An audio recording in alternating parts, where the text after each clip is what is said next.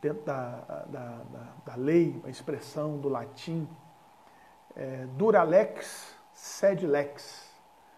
Que é isso, pastor? A lei é dura, mas é lei. Se é lei, tem que ser cumprida. Então nós estamos caminhando dentro da lei como igreja. A lei da nossa cidade foi colocado que só pode se fazer culto, reuniões, com no máximo 10 pessoas, com todas as regras que a Organização Mundial da Saúde colocou. E por isso nossa igreja não está fazendo. Eu só aumentei um pouco o número dos integrantes do grupo de louvor. Então nossos cultos de jovens, as lives que a gente faz no culto de domingo, não estamos fazendo e não adianta pedir, não vou fazer culto, até porque o nosso presbitério também não liberou, mesmo se a prefeitura tivesse liberado.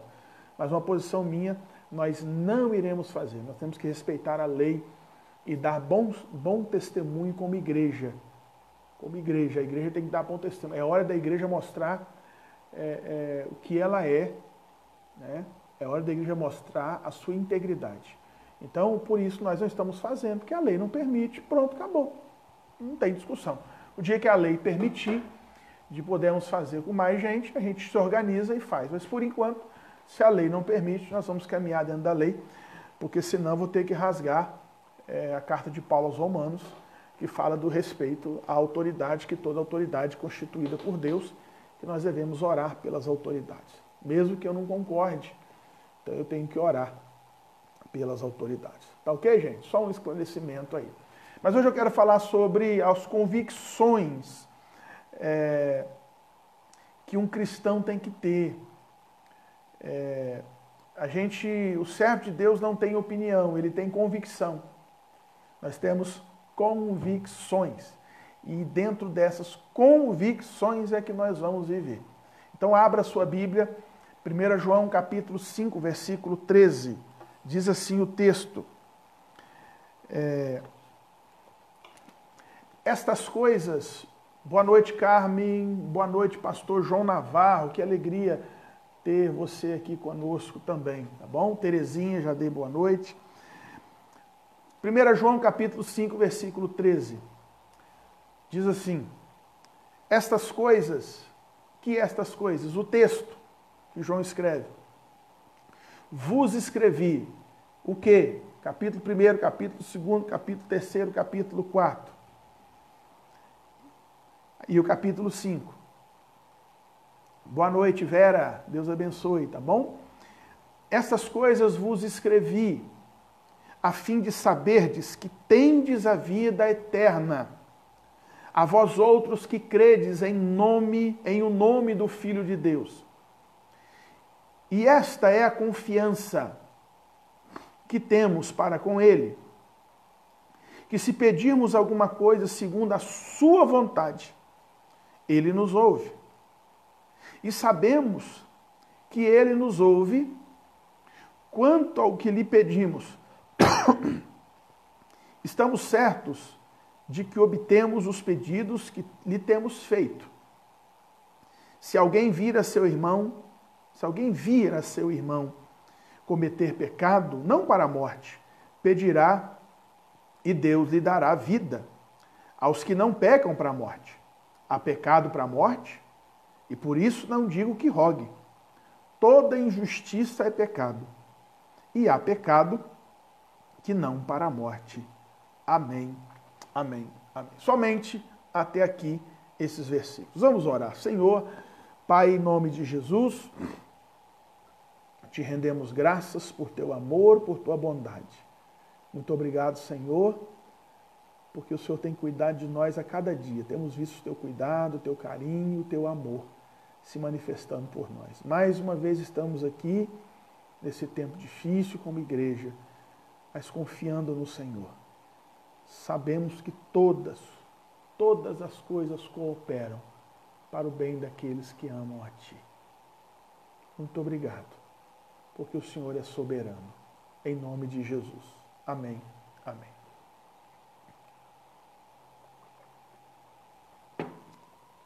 Vamos lá, pessoal.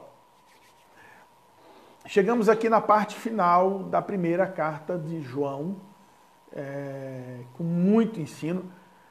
E vocês puderam perceber que nessa caminhada durante essa semana, como a gente foi e voltou com João falando a respeito do amor a Deus e o amor ao irmão. É muito forte, é muito presente isso aqui. Agora, chegando aqui no final desse livro, dessa epístola, no capítulo 5, a gente vê João trazendo um assunto principal aqui, falando de convicções, falando de alicerce. Qual é o alicerce? Qual é a convicção de um cristão? A nossa convicção, o nosso alicerce, a base da nossa fé, o fundamento da nossa fé está na pessoa de Jesus Cristo. É em Jesus, é em Cristo que o cristão deve ter a sua vida e a sua fé apoiada. Não é na igreja, não é na placa denominacional, não é na figura que o pastor representa e quem ele é, mas a minha fé, a minha convicção de fé, ela deve ser apoiada e alicerçada na pessoa de Jesus. Como a gente viu anteriormente, durante essa semana, se a nossa fé não estiver alicerçada e apoiada na pessoa de Cristo, nós não temos a fé salvadora, porque esta fé está exclusivamente relacionada à pessoa e à obra que Jesus fez na cruz do Calvário. Então, a nossa fé, ela tem que ser alicerçada na pessoa de Jesus Cristo. E esse texto, no final aqui, o apóstolo João começa a trazer alguns assuntos, algumas verdades que foram escritas aqui para fortalecer cada vez mais a nossa convicção em Cristo. Então João aqui, nesses poucos versículos, ele nos traz aqui algumas convicções, algumas verdades que devem fazer parte desse arcabouço maior, né, da nossa fé na pessoa de Jesus. É claro que tudo é Cristo, mas algumas verdades que estão alicerçadas na pessoa de Cristo, que estão relacionadas a Jesus. E dentre essas verdades, tem algumas aqui que são fantásticas e que devem fazer parte da nossa história, da nossa fé. Dentre essas muitas verdades relacionadas à pessoa de Jesus. E a primeira delas que João traz aqui, que tem que fazer parte da nossa história, não só em todo o tempo, mas nesse tempo que a gente está vivendo agora, de pandemia, de notícias difíceis, né, de morte, de enfermidades, dessas coisas que estão nos rodeando, essa aqui é algo fantástico que nos traz uma segurança muito grande. Versículo 13, João diz assim: estas coisas vos escrevi, né, a fim de saberdes que tendes a vida eterna. Qual é a certeza que o cristão tem que ter? É que Jesus nos dá a vida eterna. João, no capítulo 5, aqui no versículo 13, ele partindo para encerrar a sua carta, ele lembra aos irmãos, para quem ele está escrevendo, e para nós também, qual o objetivo da sua carta, da sua escrita.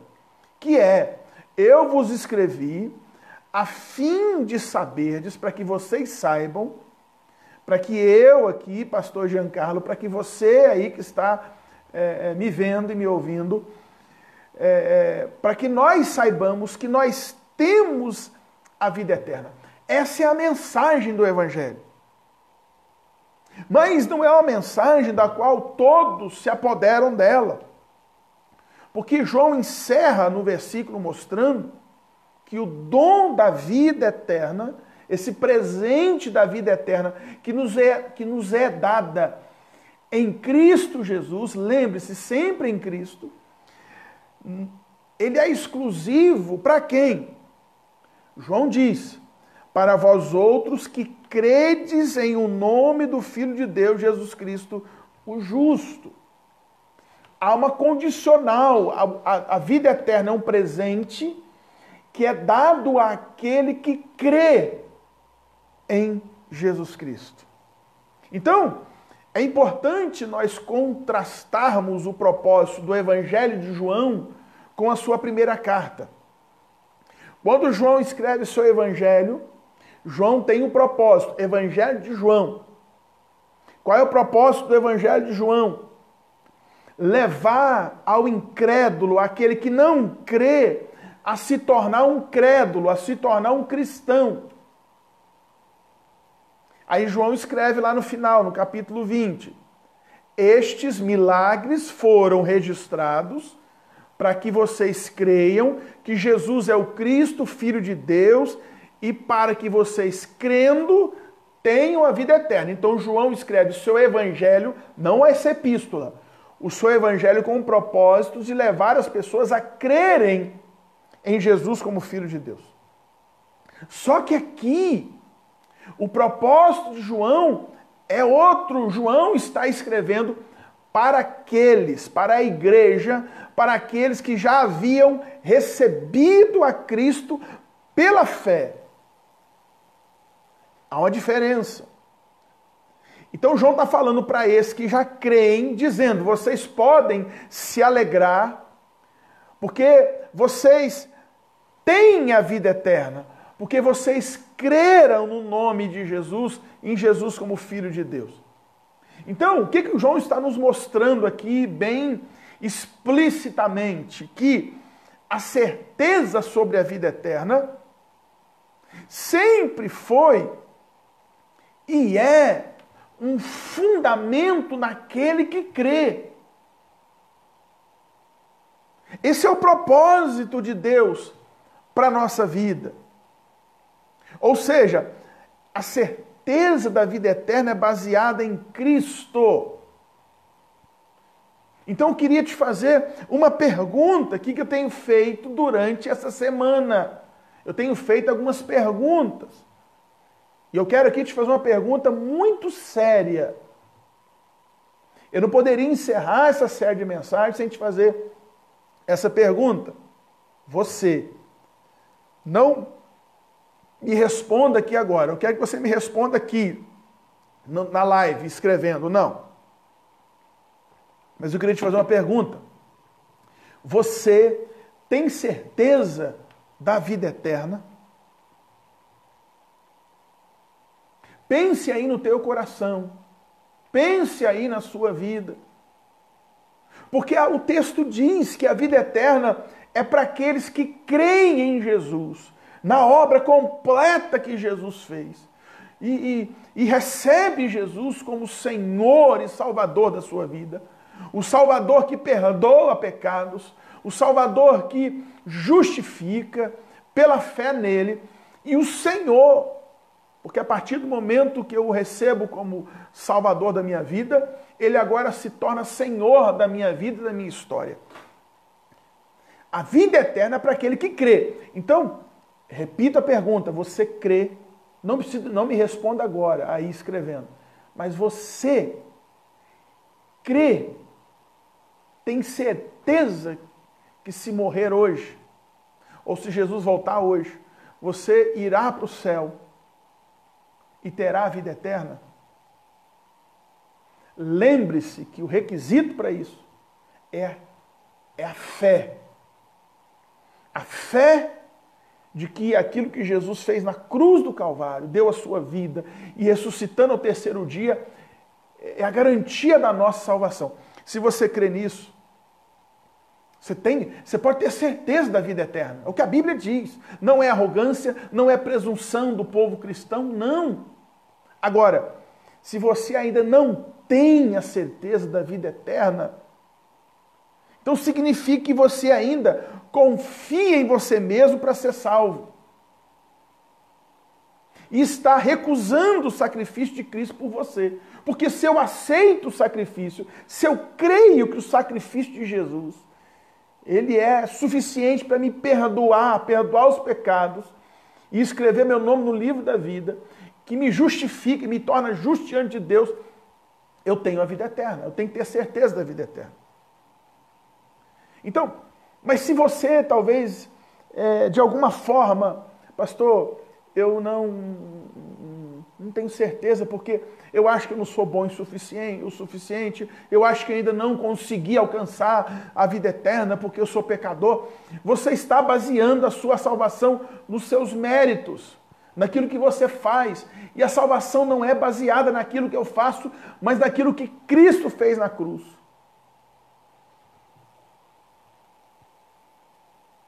De todas as questões dessa vida, essa questão é sem dúvida a mais importante. Então você, eu, não podemos negligenciar isto. Porque uma convicção que um cristão tem que ter é a convicção da vida eterna. Eu tenho essa convicção. Porque a palavra de Deus me dá essa convicção. Porque eu creio em Jesus como meu Senhor e creio nele como meu Salvador. Essa é uma convicção que um cristão tem que ter. Você não pode ter dúvida, meu irmão. Segunda convicção que um cristão tem que ter na vida, está no versículo 14 e 15. João diz assim: e esta é a confiança que temos para com ele, que se pedirmos alguma coisa segundo a sua vontade, ele nos ouve. E se sabemos que ele nos ouve quanto ao que lhe pedimos, estamos certos de que obtemos os pedidos que lhe temos feito. Que convicção é essa? De que ele atende às nossas orações. Depois que João nos mostra que temos a vida eterna e podemos ter a certeza da vida eterna, João passa a nos mostrar uma outra convicção, que Deus atende, ouve as nossas orações. Mas uma coisa interessante pensarmos, diferentemente da primeira certeza da vida eterna, que está baseada no conhecimento, a certeza de que Deus nos ouve está baseada na nossa confiança. A certeza da vida eterna está baseada no conhecimento que eu tenho da palavra, porque a palavra me garante vida eterna se eu creio em Jesus. Agora aqui, a certeza de que Deus ouve as minhas orações está baseada na nossa confiança nele. Ele diz: e esta é a confiança que temos para com ele. Olha que coisa linda. Interessante que no capítulo 2, versículo 28, e no capítulo 4, versículo 17, da mesma carta, João diz que podemos ter confiança em relação ao dia do juízo, de que não haveremos de perecer, porque estamos guardados pelo amor de Deus. Contudo, aqui João está dizendo que a nossa confiança não se limita apenas ao futuro, ao dia do juízo, mas de que nós podemos ter a confiança da certeza de que Deus agora, que dia é hoje, gente? Eu nem sei, dia 15 de maio de 2020, que agora Deus nos ouve por amor a Cristo, Ele nos ouve. Isso aqui é muito lindo.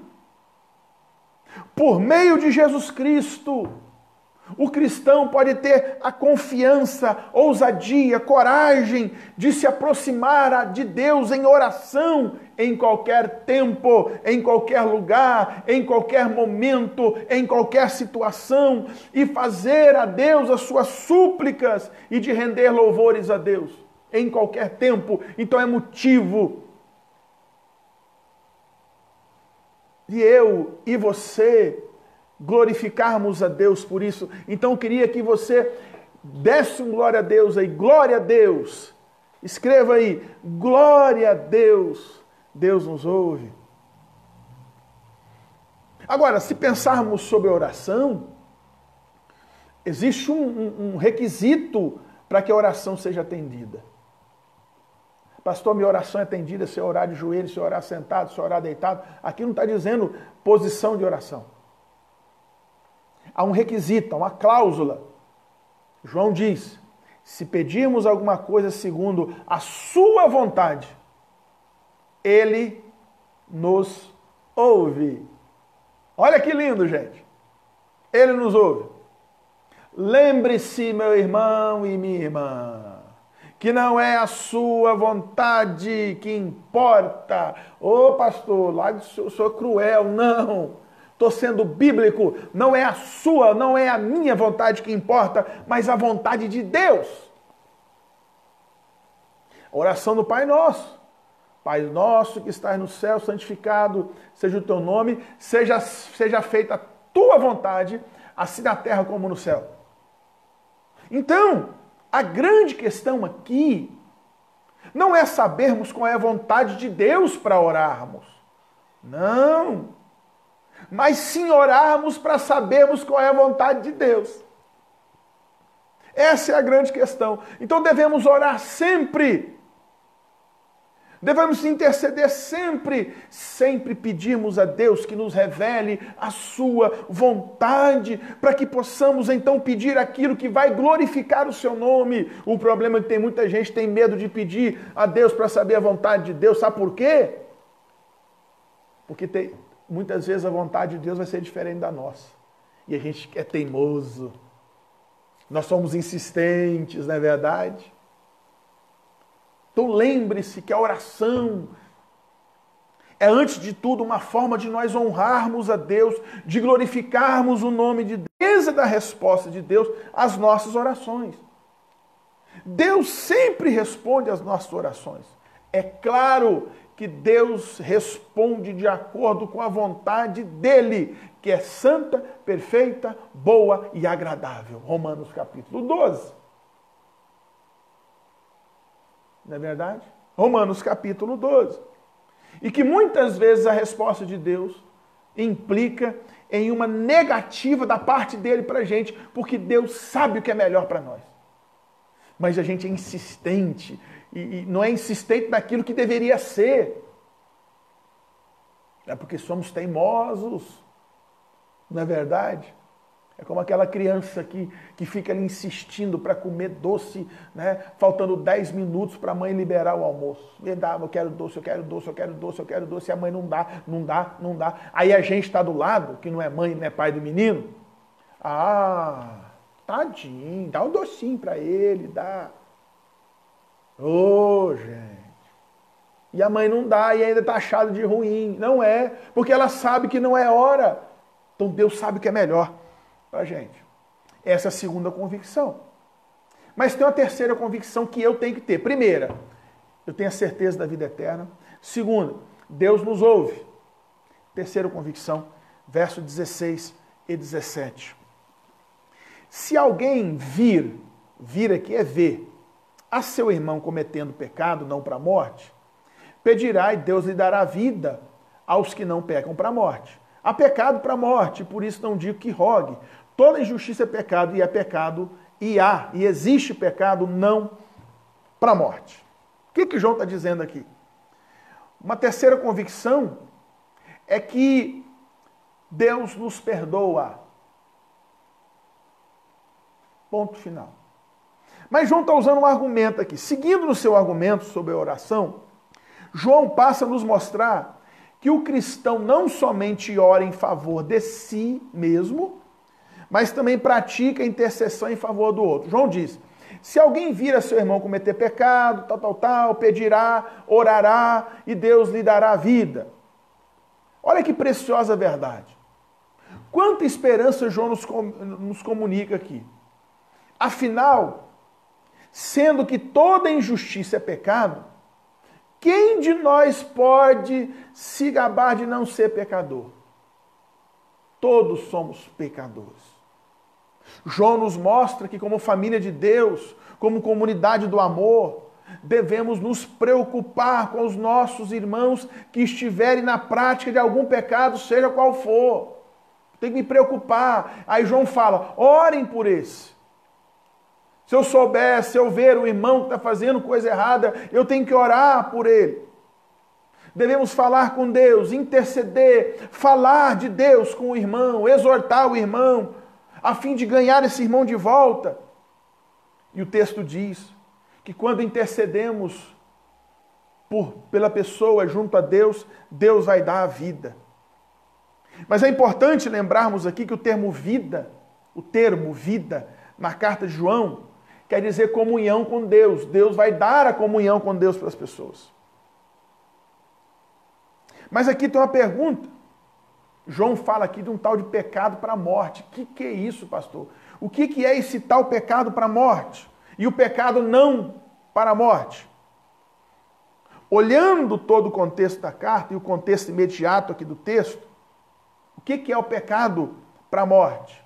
É a negação de que Jesus é o Cristo, é o Filho de Deus. Lembre-se que nesta carta de João está fazendo uma defesa da fé que estava sendo atacada por alguns grupos gnósticos que ora negavam a divindade de Jesus e ora negavam a natureza humana de Jesus. Então, você vai perceber que em vários momentos dessa carta, João afirma que Jesus é o Filho de Deus, que ele é o Filho de Deus, que ele é o Cristo, que portanto é Deus. Aí se a gente for ver lá no Novo Testamento, no mesmo Novo Testamento, Evangelho de Mateus, capítulo 12, versículo 28, Jesus afirmou que existe um pecado imperdoável, que é a blasfêmia contra o Espírito Santo. Né? O que é esse pecado imperdoável? A blasfêmia contra o Espírito Santo que Jesus afirmou. O contexto de Mateus 12, 28 é que os fariseus, aquele grupo religioso que perseguia Jesus, disseram que os milagres que Jesus realizava era pelo poder do diabo, sendo que a Bíblia afirma que Jesus realizava tais milagres pelo poder do Espírito Santo. Então, assim sendo, a blasfêmia contra o Espírito Santo é quando a pessoa atribui ao diabo, a Satanás, a obra que o Espírito Santo realiza. Tal pecado torna a pessoa e esse pecado imperdoável. Então, o que João está nos mostrando aqui? Que crente verdadeiro em Jesus, que o cristão verdadeiro jamais vai cometer esse pecado. Jamais vai cometer. Porque o cristão, ainda que ele peque, mas os seus pecados não constituem a negação deliberada da obra de Cristo. Seus pecados, ainda que sejam injustiça aos olhos de Deus, são perdoados quando confessados a Deus. Então, o que o João está dizendo aqui? Que aqueles que cometem o pecado para a morte, quem são estes? Os falsos mestres. Os falsos mestres, aos quais João se opôs aqui, que nunca foram cristãos, que nunca foram crentes, mesmo estando no meio da igreja, mas nunca foram. É isso que João está dizendo aqui. E ainda é importante notarmos aqui que João, em momento algum, diz que estes que estavam lá, que eram falsos, que estes eram irmãos que eram convertidos. Antes, João diz: existe pecado para a morte, por isso não digo que ore por eles. Ou seja, por esse indivíduo que cometeu tal pecado. É isso que João está dizendo. Por isso mesmo que João aqui está dizendo que se algum de nós cometer tal pecado de se apostatar da fé, João está falando daquele que apostata da fé, daquele que se revelar o impostor da fé. Olha a gravidade disso. Que nega a obra de Jesus. Mas João quer dizer aqui bem claro que o perdão de Deus acontece na vida daquele que reconhece a Jesus como seu Senhor. Deus está pronto a perdoar os nossos pecados, desde que haja em nós arrependimento, porque somos verdadeiros filhos de Deus. Tenho convicção disso. Tenha você essa certeza em seu coração, pois o diabo é astuto e muitas vezes quer fazer você pensar que não existe solução para a sua vida. Ah, eu errei, eu pequei, eu abandonei a igreja, como é que vai ser? Não, há perdão sim para você. Creia na palavra de Deus, não duvide do amor divino por sua vida. Reconheça o seu pecado, volte-se para Cristo urgentemente. Deus perdoa. Aqui João está combatendo falsos mestres que estavam inseridos no seio da igreja, que negava que Jesus era Deus. Mas você não nega isso. Você reconhece que Jesus é seu Senhor, é o seu Salvador, então tem perdão para nós. Essa é uma convicção que a gente tem que ter. E olha que coisa linda, né? Boa noite, irmã Elvira. Ô, irmã Elvira, estamos orando por você, tá bom? Vai se recuperar aí, né? Sofreu um pequeno acidente doméstico, mas está bem. Mas Deus abençoe em nome de Jesus a sua recuperação, tá bom? Meu tio Edmilson também está ligadinho com a gente aí. Deixa eu ver mais quem aqui, quem entrou, né? Muita gente. Depois eu dou boa noite aqui. Convicção. A Vera Rieg, né? Você é de onde, Vera? Só me responde aí. Eu não estou vendo a fotinha aqui, tá pequenininha, não sei de onde você é, tá bom? Ela colocou: a certeza da salvação é mais importante que a certeza da morte. É verdade. Quem tem a certeza da salvação não tem nem medo da morte. Claro que não quer morrer, não é isso. Mas porque sabe para onde vai, né? Bênção de Deus, gente. Então o que Deus quer que eu e você façamos? Primeiro, que você tenha sua fé alicerçada, fundamentada na sua palavra. Na palavra dele. A melhor maneira de você honrar a Deus é demonstrando que você confia plenamente no que Deus diz em sua palavra. O que Deus quer que você faça? Que você tenha uma vida de oração e de intercessão. Essa é a principal maneira de demonstrar sua confiança em Deus. Porque através da oração você entrega a Deus tudo aquilo que aflige o seu coração. Olha que bacana, gente. Vera, lá de Bonito, Mato Grosso do Sul, Vera. Olha que bacana, né? Ô Vera, meu filho, né, de Luiz Eduardo, faz faculdade em Dourados. Fica perto, uns 200 e poucos quilômetros aí de Bonito, né? Mora aí em Dourados, faz faculdade aí, tá bom? Deus abençoe sua vida, Vera. Lá de Bonito, cidade, né, linda, paradisíaca, né, lá Dourados, Mato Grosso do Sul. Então, gente, o que a gente precisa entender? Que a fé em Jesus nos leva a sabermos das verdades preciosas da graça de Deus e a confiarmos no amor de Deus. Em Jesus, nós temos a confiança, né? Sou da família Silveira Lima de Nova Resende. Olha que bacana, tá? Então a Vera Rieg, lá de Bonito, Mato Grosso do Sul. Pessoal, eu vou colocar a frase de hoje, né? Eu vou escrever a frase de hoje aqui pra gente, porque hoje a gente falou de convicções, verdades que um cristão tem que ter. Eu tenho a vida eterna. Não é arrogância, é certeza, é convicção. Deus ouve as minhas orações. É certeza, é convicção. E o terceiro ponto que a gente deu aqui é que Ele me perdoa. Certeza, convicção. Agora, tudo isso, essas verdades que a gente tem que ter convicção, elas são em Cristo Jesus. Então eu vou colocar uma frase aqui para você escrever no seu Facebook, né? Você vai escrever frase do dia.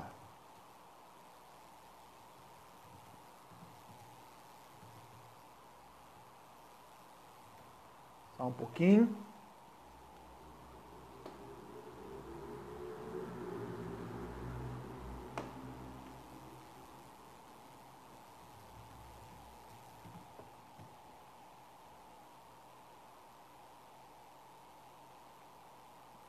Estou escrevendo aqui, gente.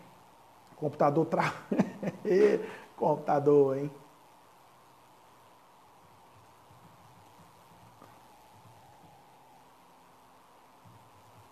Ó, já vai a frase aí. Olha aí, ó. Você vai escrever no seu Facebook esta frase.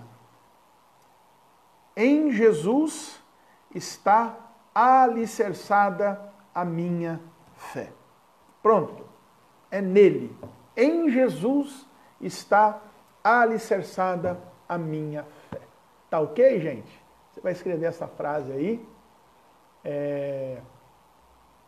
Bênção para a sua vida. Deixa eu lembrar aqui, gente, eu já vou orar para a gente terminar. Nós vamos ter hoje à meia-noite, então quem que estiver acordado no horário, à meia-noite a gente tem a oração da meia-noite. É breve, não demora muito, uns 15, 20 minutos ali, a gente traz uma palavra rápida, a gente faz um momento de oração para a gente continuar o nosso trabalho da oração da meia-noite. Então você escreve aí lá no seu Facebook, né? Ontem foi muito bonito, né?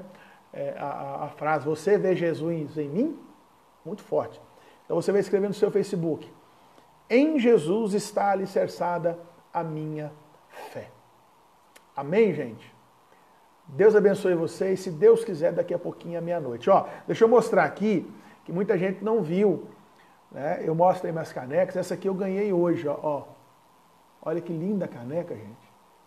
Eu fiz o casamento hoje aqui, abençoei o casamento da Ana Carolina e do Leonardo, e eles me deram de presente essa caneca. Olha que linda. Linda caneca, né? Então eu estou hoje tomando a minha aguinha num presente que eu ganhei hoje. Pessoal, vamos orar. Olha aí, Leila, bacana. É sua prima, né? Que bacana. Pastor, e a live dos casais? Vai sair, gente. Deixa eu ver a data certinha aqui. Gente, era para ser hoje, né? É sempre a terceira. Nossa, eu confundi aqui. Sexta-feira que vem, dia 22, nós faremos a live dos casais. Todo mundo pode participar, vai estar aberto a todo mundo. Eu vou fazer um estudo bíblico para casais, tá? Esse mês nós temos 5 sextas-feiras. Mês comprido, né, gente? Só Jesus, hein? Então, sexta-feira que vem, a live para casais. Obrigado, Léo, por lembrar.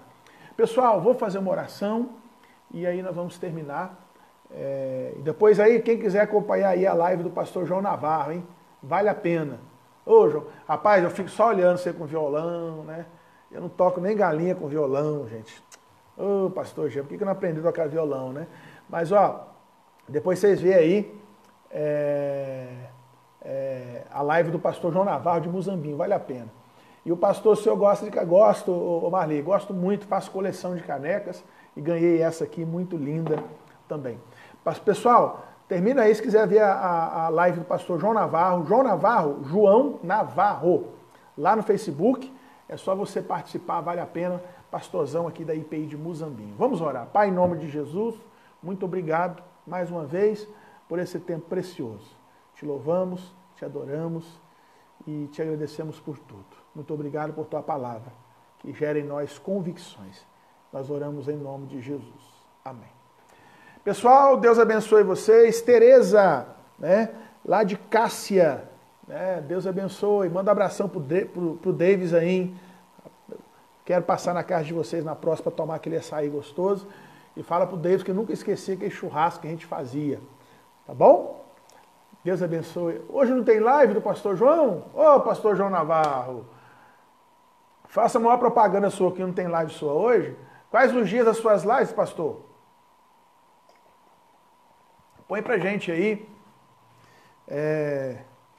A live do pastor João é às 8 horas. É segunda, terça e quinta, tá bom? É sempre às 8, hein? Se fosse às 7, não ia fazer propaganda, não. Pastor João. Tá bom, gente? Hoje não tem. Valeu, pastor João. Então, pessoal, vamos lá terminando então a live aqui. Dá vontade de continuar. Tão gostoso estar com vocês aqui.